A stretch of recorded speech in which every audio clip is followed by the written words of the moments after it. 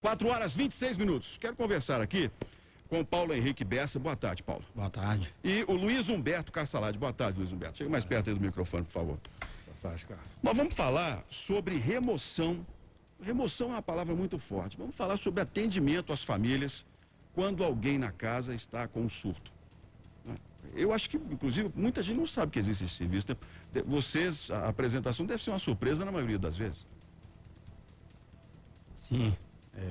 No caso, quando a família liga, vamos supor, a família liga para o hospital e pede uma vaga para internação no hospital, e aí o hospital fala que tem a vaga, e aí a família conta para o hospital que o paciente está tendo surto, e que se o hospital busca em casa, e na verdade o hospital não busca. Aí o hospital indica a gente vai lá e faz esse trabalho, né? A família nos liga e, bem surpresa de existir esse tipo de trabalho, né? E comenta com a gente, fala, nossa, como eu gostaria de saber da existência de vocês antes, né? Ô, Luiz, você é enfermeiro profissional, não é isso? Qual é a situação que vocês encontram na casa, assim, da família, de pai, mãe, irmãos, quando uma pessoa surta por questão de droga, por exemplo? É igual o Paulo Henrique falou aqui, né? O hospital indica a gente fala com a família, faz chama classificação de risco. Faz uma triagem, vamos supor, ele já tentou autoextermínio, né? Já tentou suicídio, possui arma de fogo. A gente faz assim, um apanhado geral, que, vamos supor, ele está usando crack. Está quebrando a casa. Então tá, fizemos essa classificação de risco. Aí chega lá, é o quê? Casa, é apartamento, que tem todo um risco também, né? Da pessoa querer pular, ver branco, então a gente não vai de branco. A gente vai um serviço totalmente discreto. Chega lá, faz uma abordagem bem humanizada. A gente impressiona muito pelo tamanho da gente, né? O meu amigo aqui, o Paulo Henrique, ele é faixa preta, campeão brasileiro de jiu-jitsu. Então a gente tem o poder Você não é nada pequeno também? Não, eu também sou ex-lutador de jiu-jitsu também. Agora, na maioria das vezes, ô Paulo, é problema de droga, é pessoa tentando suicídio? Quais são as situações mais comuns que vocês encontram? A gente encontra todo tipo de situação, né? De transtorno mental, bipolaridade, esquizofrenia, depressão, uso de alcoolismo, uso de alcoolismo com Rivotril, droga, crack, cocaína. E normalmente as pessoas são violentas nessa hora? Na verdade, a família, para chegar ao ponto de ligar para a gente, é porque a situação está insustentável. Mas quando a gente chega, o paciente ele age diferente com a família do que quando chega uma equipe de profissionais que já tem experiência a abordar o assunto. Que, como o Humberto já falou, a gente já pega o perfil do paciente e já sabe mais ou menos o que a gente vai encontrar e com o que é que a gente tem que tomar cuidado. É verdade que a camisa de força hoje é proibida por lei? Aquela famosa camisa de força? Não existe mais, não. Hoje a gente coloca mais faixa de contenção justamente por causa da fobia.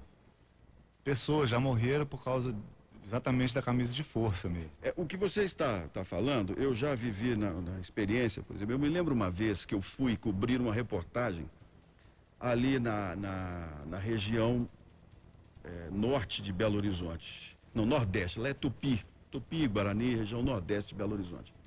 E eram vários presos, estavam lá usando drogas e a polícia chegou, apreendeu uma quantidade e havia um totalmente alucinado. Tinha um que ele não parava um minuto, ele não falava coisa com coisa. Ele estava numa situação tal de descontrole, de surto psicótico, que era um negócio triste. E eu me lembro que o sargento, até na época, queria me lembrar o nome, mas não me lembro, falou assim, olha, está muito difícil abrir aqui, porque ele está numa situação muito complicada, o rapaz está se debatendo muito, a gente custou a dominar, mas eu vou abrir para você conversar com o outro, mas você fica... Quando ele abriu, o sujeito deu um pulo, rapaz, de trás ali da traseira da viatura, e foi um negócio impressionante. Aí o sargento segurou ele de novo, o que ele fez? Ele bateu com a cabeça na quina da viatura. Quando ele bateu com a cabeça na quina da viatura, ele cortou o supercílio, aí você já viu o sangue, desceu na hora. Aí logo depois chegaram até muitos colegas meus, falaram, a polícia bateu, eu falei, não bateu, eu estava aqui a hora que ele se auto-machucou, ele se auto-mutilou aí na viatura, inclusive eu fui arrolado como testemunha na defesa do policial, falei claramente com o oficial, falei, não, eu vi o rapaz bater a cabeça, o policial não fez nada com ele. Mas a partir daquele dia eu comecei a entender um pouco mais sobre essas situações. Então você pega, por exemplo, um caso lá de Governador Valadares que ficou bem sintomático. O sujeito usava remédios controlados, não podia beber. Naquele dia, além do trabalhava numa refinaria da Petrobras. Ele, além de beber muito, fez uso de cocaína e estava louco na rodoviária. E começou a quebrar tudo. Os policiais chegaram, dominaram, algemaram. E isso as câmeras mostraram muito bem o momento que ele foi dominado. E não foi dominado sem força. Mas você tem que dominar com força. Resultado, o sujeito morreu. Aí morre na mão da polícia, né? Vem e fala assim, foi a polícia que matou. E, na verdade, Luiz, a pessoa morre pela própria condição dela. Tô falando bobagem ou Não, você concorda comigo? O que acontece? A cocaína, ela aumenta muito a frequência cardíaca da pessoa, podendo chegar até 160. Dependendo da pessoa, chegando até 180, se ela tiver algum problema, o coração, infelizmente, ele vai parar, porque ele não aguenta bombear tanta frequência assim. Então, ele acaba morrendo mesmo. A cocaína, o crack faz isso. Agora, o que fazer numa situação dessa? Qual é a recomendação médica quando vocês se deparam com um paciente, uma pessoa nessa condição numa casa? Ó, primeiramente, a gente tem que sedar o paciente. Para ele baixar esse nível esse nível de surto que ele está devido ao excesso da droga. Você tem que baixar isso nele, rapidamente. Ele está com níveis altos de cocaína, excesso no corpo, o coração dele está 1000 por hora, a gente tem que intervir, às vezes até com medicação injetável. Aí ele vai baixar os níveis dele, tudo vai acalmando aos poucos. Ô Paulo, a família, normalmente, como é que as pessoas se sentem numa hora dessa? Um pai, uma mãe, os irmãos, qual é a reação deles diante disso? Tentam ocultar o que está acontecendo de verdade ou nessa hora a família abre o coração?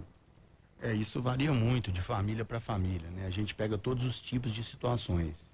Tem a família que fica insegura com o tipo de serviço, tem a família que ela fica preocupada com retaliações até do paciente pós esse serviço de transporte involuntário nosso que a gente faz. Existe todo tipo de situação. Agora, depois que a gente faz o serviço, que a gente faz uma abordagem, que 95% dos pacientes que a gente busca, a gente não precisa de usar da força, não precisa de contê-lo involuntariamente. Existem 3 tipos de contenção. A contenção manual, que é aquela que a gente segura o paciente com as mãos mesmo.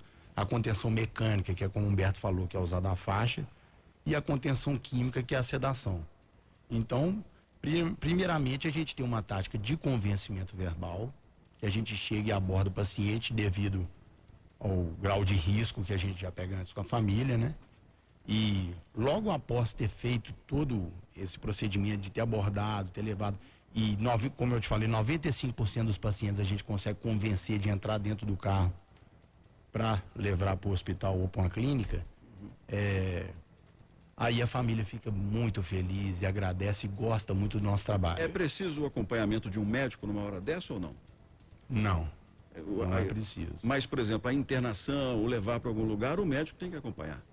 Não, no caso, só para sedação a gente precisa de uma receita médica. Às vezes até um lado. Muitas das vezes também a família chega a ser codependente. O que é a pessoa, o que é uma mãe codependente? Vai passando, ela sofre os mesmos sintomas que o filho está passando, vai passando a mão na cabeça.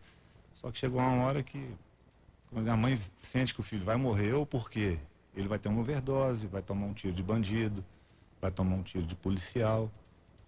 E é isso mesmo. Agora, existem 2 tipos de internação, não é isso? A compulsória e a outra.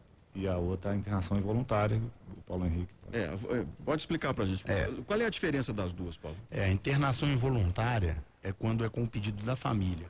A família explica a situação para o psiquiatra e o psiquiatra vendo que o paciente está colocando em risco a vida dele ou de outras pessoas em volta dele, interna ele involuntariamente, contra a vontade dele. E a internação compulsória, que é com pedido no juiz, né? Aí a gente já vai buscar o paciente com um mandato, com um oficial de justiça, com força policial, mas na verdade quem conduz toda a operação é a gente, né? Que a gente é profissional de saúde, já qualificado e... O Carcelade, vocês orientam a família também sobre o tipo de internação, o tratamento que a pessoa tem que fazer depois? Sim, com certeza, porque na verdade o tratamento inicial é a desintoxicação. é de 7 dias no mínimo até 15 dias. Passou de 15 dias, ele já está desintoxicado. Aí tem que partir por um tratamento terapêutico, que é uma continuação, uma continuidade, não é só simplesmente desintoxicar o paciente e voltar para a sociedade. Não, ele não está pronto para isso, não. Tem que ter uma continuidade. Tem que a gente... No caso aí, existe, vamos supor, o paciente que tem um transtorno mental.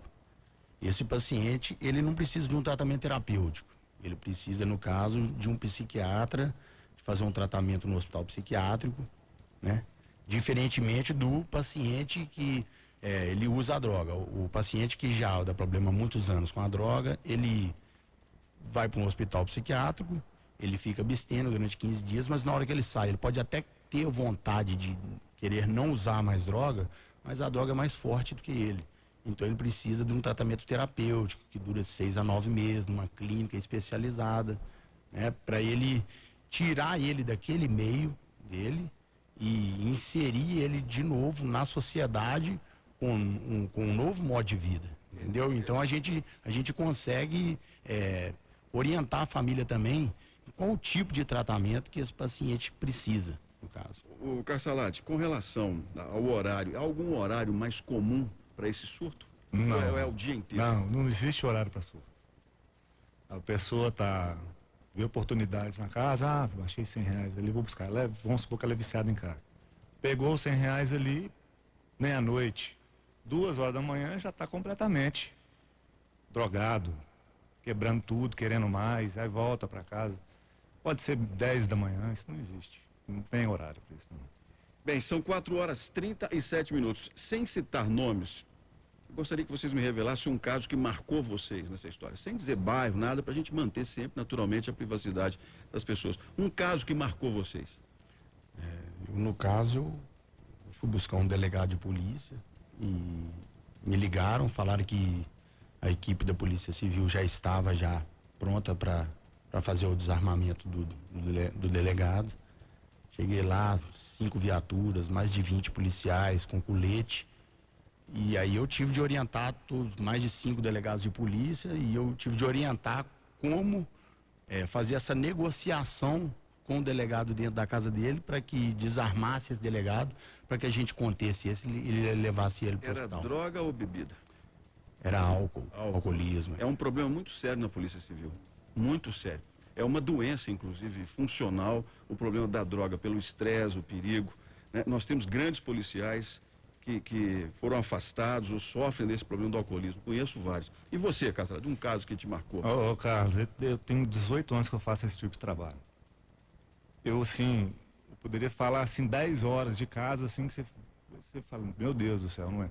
Mas teve um que marcou muito, foi lá em Betim, deve ter uns 10 anos atrás. Eu pedi pra família, ó, ele tá com faca, então já tiramos tudo, pode vir, tudo. Quando chega lá, fui abordar ele, tirou um punhal das costas. E eu tava assim, ó. Mão limpa.